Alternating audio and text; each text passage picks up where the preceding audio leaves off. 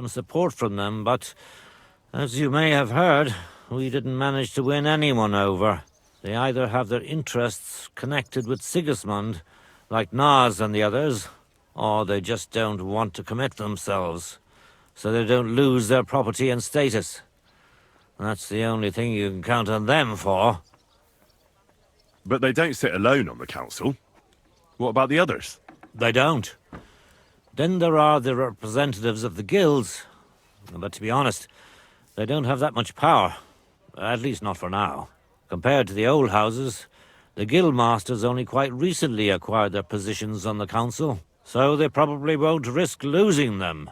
But you're right that we might find support among them, especially by promising more council seats. The thing is, we're not yet in a position to fulfill such a promise, and they're well aware of that. And what about Vavak? He sits on the council, and we've got him in our pocket, right? He does, along with other representatives of the Italian court, and they'll do what he tells them. Except maybe Friedrich Kummel, but that doesn't matter. Vavak is a slimy bastard who'll sink us as soon as he gets the chance. So I'd like to count on him only when absolutely necessary, because as soon as he learns something he could exchange for a pardon from Sigismund for the crimes you've uncovered, he'll use it to untie his hands. Thank you for filling me in on the local situation. Well, there wasn't much positive in it. But you're welcome. And what about the church? Couldn't it be turned around? You can see Sedlet's monastery from the city. The abbot must have some influence, doesn't he? He does. And his relationship with the city is not the best. First of all, the abbot is burning through his property. The monastery is having financial difficulties, and all it can do is sell off its village properties. And who do you think is buying them up? The Kuttenberg burghers, first and foremost.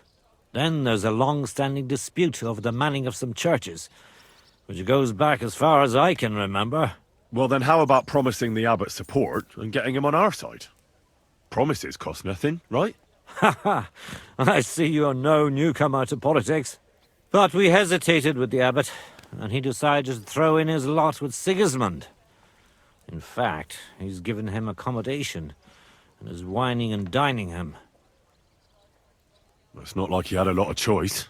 Oh, he did. A lot is permitted by the law of the church, even refusing access to a monarch. I reckon you're right, Sir Kinslin. I'm glad we took care of Vavak without resorting to weapons. They outnumbered us, and they had heavy armor. I'm not really sure we could have held out against them. If the worst came to the worst, we'd have had to try. We couldn't have backed out. There was too much at stake. But otherwise, I agree with you. We saved the lives of my soldiers, and maybe even our own. Thank goodness for that. After all, I've already fought my hardest battle, and don't need any more like that. If I may be so bold, can I ask what the hardest battle you mentioned was? Not long ago, when Sigismund's army besieged Kuttenberg. Back then, I saw things differently than I do today. I'd been advocating parleying instead of armed resistance. I feared, and rightly so, that Sigismund would use it as an excuse to seize property.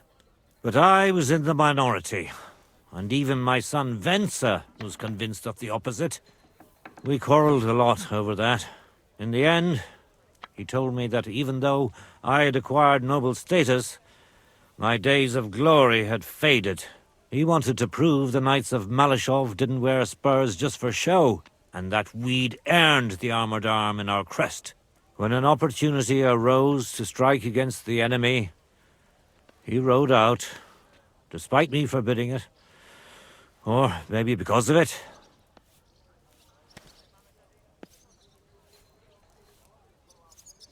I understand where this is going. I'll pray for your son's soul, and I won't reopen your wounds anymore. Thank you. With you.